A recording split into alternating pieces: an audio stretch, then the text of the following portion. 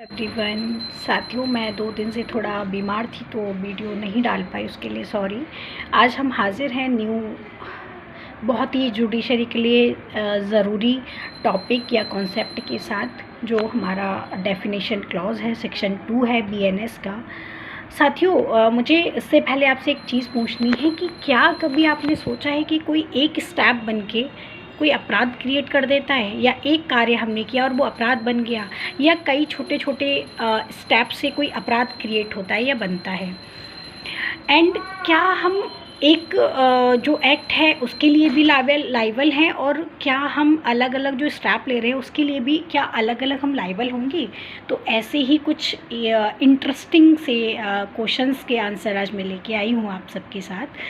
साथियों देखो, जैसे हम डेफिनेशन को स्टार्ट करें तो सबसे पहले डेफिनेशन जो हमारी आती है वो है आपकी एक्ट की डेफिनेशन, जो बताती है कि क्या कार्य में इंक्लूड होगा। तो ये डेफिनेशन कहती है कि एक कार्य भी उसी प्रकार होगा जिस प्रकार सीरीज़ ऑफ एक्ट, यानी कि अगर सीरीज़ ऑफ एक्ट हैं तो भी उसको एक एक्ट ही माना जाएगा। जैसे किसी ए पर्सन ने बी पर्सन को मारा, और किसी का मर्डर प्लान करते हैं, ठीक है। मर्डर प्लान किया और उस मर्डर प्लान में उसने जहर ख़रीदा एंड उसको घोला और पिला दिया। तो ये सीरीज़ ऑफ एक्ट है, लेकिन इसको माना एक ही एक्ट जाएगा, यानी कि यहाँ जो ऑफेंस बनेगा वो बनेगा आपका मर्डर का।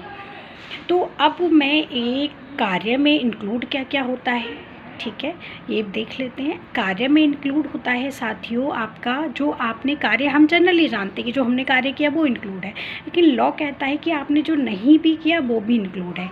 वो कैसे इंक्लूड है?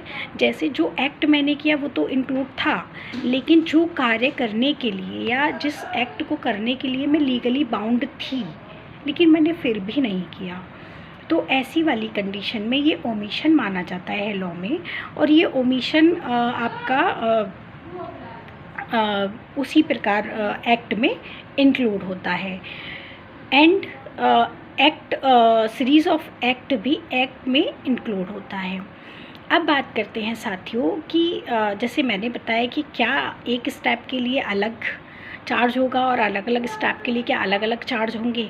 जैसे मैंने किसी को एक थप्पड़ मारा और किसी दूसरे पर्सन को मैंने 10 थप्पड़ मारी, तो क्या 10 थप्पड़ की सज़ा मुझे अलग मिलेगी और एक थप्पड़ की सज़ा मुझे अलग मिलेगी? ऐसा नहीं है साथियों। आप एक थप्पड़ मार रहे हैं तो भी आप एक्ट कर रहे हैं, और उसी सीक्वेंस में, उसी ट्रांजेक्शन में, सेम इंटेंशन से अगर आप एक सीरीज़ ऑफ एक्ट कर रहे हैं तो भी आप उसको हर्ट ही कर रहे हैं, मतलब आपका जो चार्ज होगा वो हर्ट का होगा। अब जैसे मैंने 2 वर्ड इसमें बोले कि सेम ट्रांजेक्शन और इंटेंशन। इंटेंशन आपका कि आप क्या अपराध करने का आपका माइंड है, सेट है, और क्या आपको करना है या किया है। दूसरा सेम ट्रांजेक्शन क्या होता है? सेम ट्रांजेक्शन वो पार्ट होता है हमारी किसी भी अपराध का कि जो दिखने में या सुनने में ऐसा लगता है कि उसी कहानी का एक पार्ट है। जैसे जहर खरीदना, पिलाना और मर्डर प्लान होना, तो ये सारी चीज़ें क्या थी? एक ही कहानी के हमें पार्ट लग रहे थे। लेकिन अगर मैं बात करूं कि क्या हमें अलग अलग स्टेप के लिए अलग अलग सज़ा होती है, तो अगर जनरली आप पूछेंगे तो मेरा आंसर होगा कि नहीं, जनरली ऐसा नहीं होता है साथियों। ये कब होता है आइए जानते हैं। ये अलग अलग स्टेप के लिए हमें कब सज़ा मिलेगी वो हमारे ट्रांजेक्शन पे डिपेंड करता है। जैसे अगर कोई एक्ट है या सीरीज़ ऑफ एक्ट हैं और हर एक एक्ट एक इंडिपेंडेंट ऑफेंस क्रिएट कर रहा है, इंडिपेंडेंट अपराध है वो, तो वहाँ आपको अलग अलग चार्ज में पनिशेबल किया जाएगा। जैसे किसी व्यक्ति को मैंने सुबह में मारा और मेरा अगले दिन मूड हुआ कि मैंने उसको जाके चाकू मार दिया। जब मैंने उसको मारा तो वो सिर्फ हर्ट था, लेकिन जब मैंने उसको चाकू मारा तो वो ग्रीवियस हर्ट में चेंज हो गया। अगर इसी ही सीक्वेंस में, इसी ही ट्रांजेक्शन में अगर उसकी मृत्यु हो जाती है कुछ टाइम के बाद एडमिट होने के बाद और वो मर जाता है हमारे चाकू लगने से, तो वो क्या हो जाएगा, वो मर्डर हो जाएगा। तो ये 3 एक्ट थे, सीरीज़ ऑफ एक्ट थे, लेकिन हर एक एक्ट अपने आप में एक इंडिविजुअल या इंडिपेंडेंट ऑफेंस क्रिएट कर रहा था। तो इसमें आपको सज़ा अलग सेक्शंस में चार्ज किया जाएगा।